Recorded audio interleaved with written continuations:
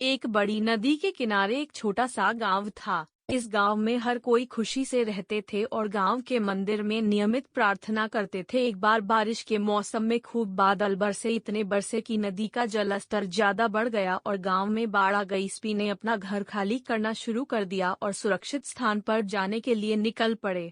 इसी बीच एक आदमी मंदिर में भागा। वह जल्दी से पुजारी के कमरे में गया और उसे बताया कि बाढ़ का पानी हमारे घरों में घुस गया है और यह तेजी से बढ़ रहा है और अब पानी मंदिर में प्रवेश करना शुरू कर दिया है। हमें गांव छोड़ देना चाहिए क्योंकि कुछ ही समय में यह मंदिर भी पानी के नीचे डूब जाएगा। सभी को सुरक्षित स्थान पर जाना होगा और आपको साथ आना होगा। लेकिन पुजारी ने उस आदमी से कहा, जाओ तुम सभी यहाँ से। मैं आप सभी की तरह एक नास्तिक नहीं हूँ और मुझे भगवान पर पूरा भरोसा है।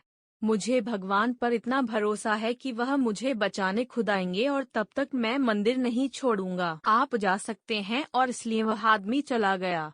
जल्द ही जल स्तर बढ़ना शुरू हो गया। अब पानी कमर तक पहुँच गया।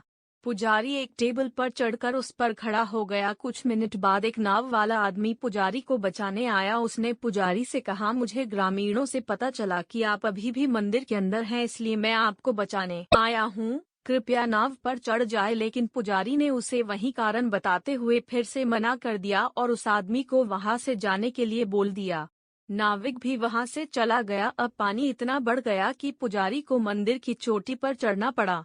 पुजारी भगवान से प्रार्थना करता रहा कि वह उसे जल्द से जल्द बचाए। थोड़ी ही देर बाद एक हेलीकॉप्टर आया और उन्होंने पुजारी के लिए एक रस्सी की सीढ़ी गिरा दी और उसे चढ़ने और हेलीकॉप्टर के अंदर आने के लिए कहा ताकि वे उसे सुरक्षित स्थान पर ले जा सकें। लेकिन अड़ीठ पुजारी ने एक बार फिर जाने से इनकार कर दिया, फिर से वही कारण बताते हुए।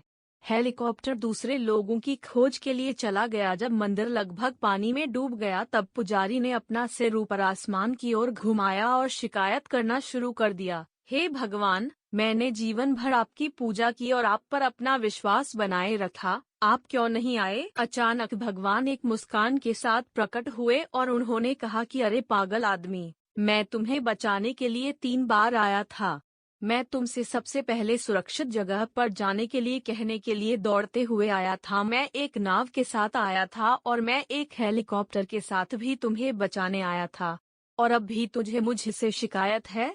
क्या यह मेरी गलती है अगर तू मुझे नहीं पहचान पाया? पुजारी को तुरंत अपनी गलती का एहसास हुआ और उसने माफी मांगी। उसे एक बार फिर सुरक्षित स्थान पर जाने का मौका मिला, जिसे उसने स्वीकार किया। चलिए अब इस कहानी को अपने जीवन में देखते हैं। क्या हम भगवान पर पक्का विश्वास करते हैं? क्या हम भगवान को पहचानते हैं? क्या हम उन संकेतों को पहचानते हैं जो हमारे लिए भेजे जाते हैं?